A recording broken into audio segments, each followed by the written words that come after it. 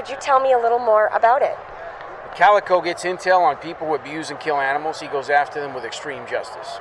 Batman leaves the bad guys tied up for Commissioner Gordon. The Calico leaves animal abusers tied up in hefty bags in the East River. If you love animals and you hate animal abusers, this is definitely the comic book for you. I have to warn you, though, the Calico's methods are pretty extreme. The Calico makes the Punisher look like Gandhi. So this is definitely for people who love animals and despise animal abuse. How did the idea come to you? Well, I'm a former boxer. My name's H.H. Sherman from the Bronx, and I came up with the series basically from experience, growing up in the streets of the Bronx and getting into some conflicts. People abuse animals. So some of the character is definitely, pretty much me in there. So. How long have you been writing about Calico? The series is only about a year and a half old, so it's a pretty new series. We're only up to issue 5, and moving forward, we expect to put out an issue every 2 or 3 months. Does your Calico comic partner with any groups to help prevent animal abuse? Yeah, we sponsor through our comic books lots of different charities that are vetted to make sure they're a program to operations ratio fit our criteria, and it's really to make sure that when people buy our comic books, they're satisfied that they know the money's actually going to a good cause. Animal Welfare Institute, Catskill Sanctuary, these are charities that take in money and actually do the right thing for animals in need. Excellent. How are you liking the Rose City Comic Con so far? Wonderful. Great people. This is actually my first time in Portland, Oregon, and we're having a great time. We'll be selling out sometime midday tomorrow, so... Portland loves Here Comes Calico. That's wonderful to hear. Thank you for talking with us. Thank you. Enjoy the show. So could you explain to us your outfit?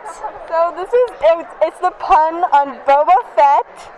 So instead of like the bounty hunter, we've got Boba and the cups, a jetpack, and it was all inspired by our local boba tea shop. And they had these screens that had a picture and it said, "To Boba wishes you a Merry Christmas," and stuff like that.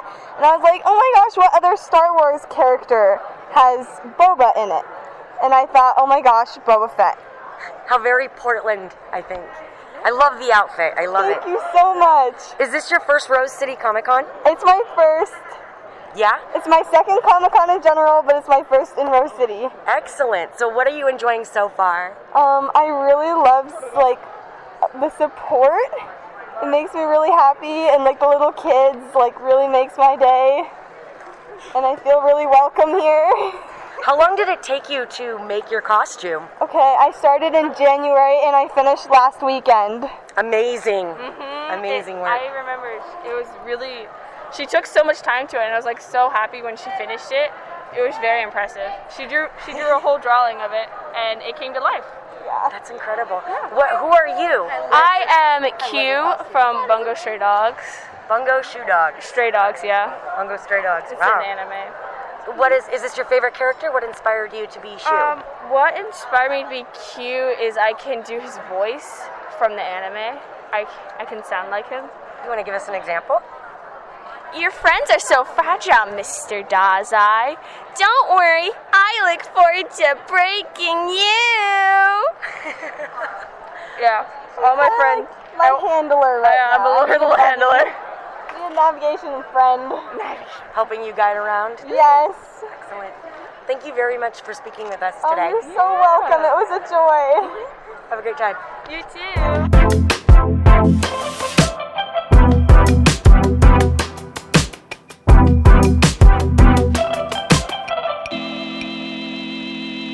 All right.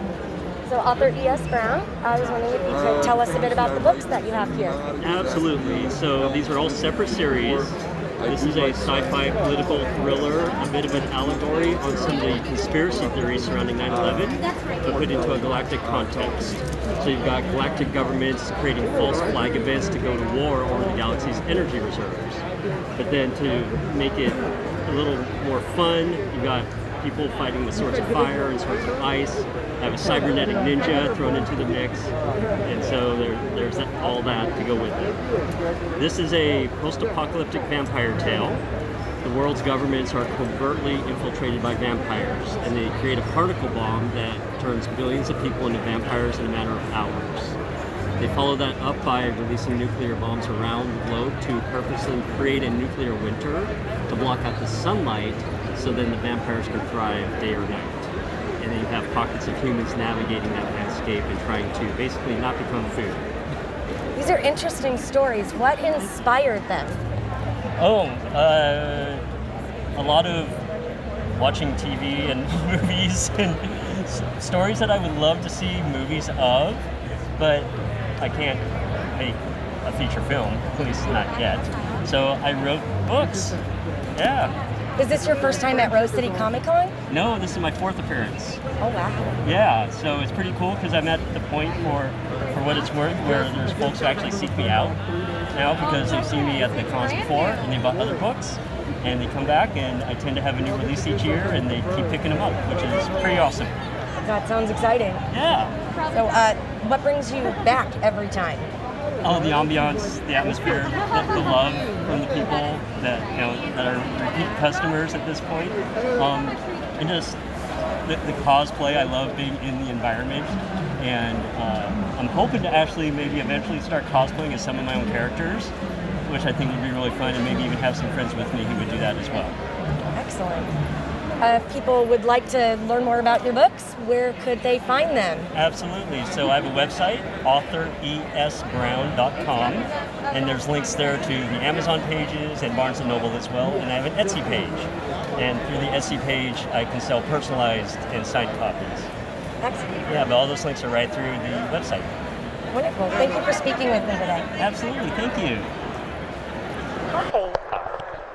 I see that you are part of the Oregon Cartoon Project. I certainly am, yes. Could you tell me a little bit more? Yes, so the Oregon Cartoon Project is a non-profit. We were founded in 2007 as the Oregon Cartoon Institute.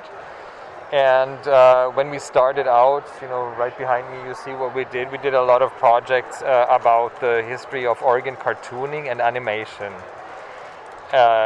With people like Bill Plimpton and David Chelsea, so people who are now really famous and how they started here in Oregon. And now in the past couple of years we renamed ourselves into the Oregon Cartoon Project. As Oregon Cartoon Project we do a lot of educational things. We have an artist in residence right now, Sarah Merck, who travels through Oregon and does zine making with whoever wants to come. So what are you doing here at Rose City Comic Con 2022? We're showcasing our Oregon Zine machine, so that's what we're launching right now. That's a website and hopefully later also a print publication for anyone who's looking for a venue to publish. Excellent. And what is with the table right here behind me and all the crayons and markers? So the markers here and the table is our logo competition. We don't have a logo as Oregon Cartoon Project, and we are putting that in the hands of the talents that we find here at the Rose City Comic Con. So they are submitting their proposals for a new logo, and then after the Comic Con we're going to sit down as a group and decide on a winner, and the winner gets $500. Wow, that's amazing. That must be this whiteboard right here behind me. The whiteboard is actually the self-portraits. We ask people to just stop and draw self-portraits.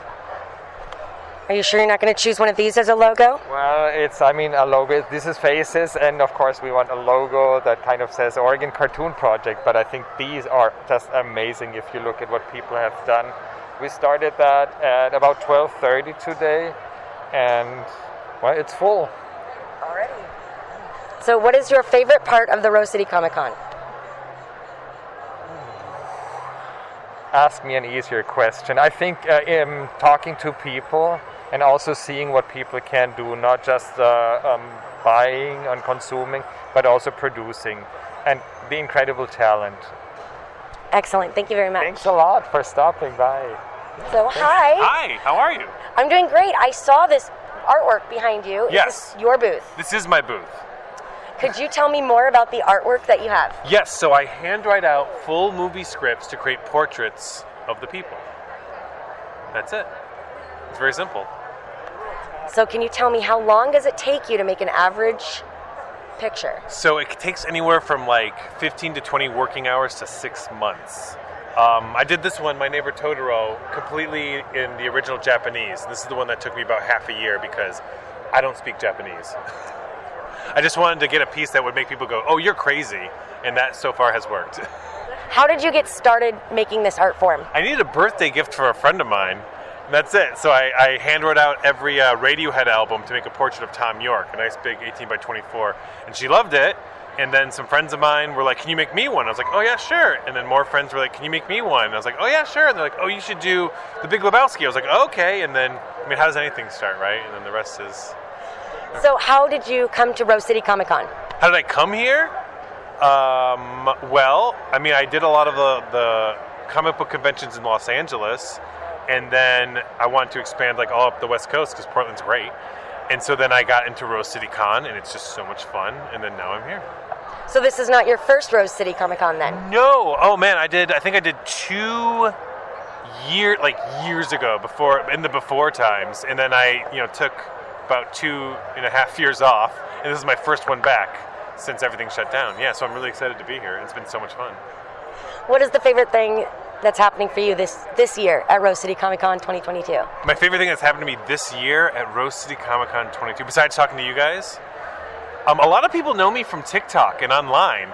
I kind of got some traction over the past couple of years, and so now it's happening. People are like, oh, I saw you on TikTok. So where can people find you on TikTok and online to look at your artwork or even request something from you? So everything is just Mike Matola, Matola. You can follow me on all the things, or for all my prints, you can find me at linebylineposters.com. And my last question is, which one of these behind you is your favorite? Oh my gosh, you make me choose my children. I really like how Captain America came out. That's a script to end game, and it ends on Tony snapping and saying, I am Iron Man, which created a lot of controversy because it's a picture of Captain America.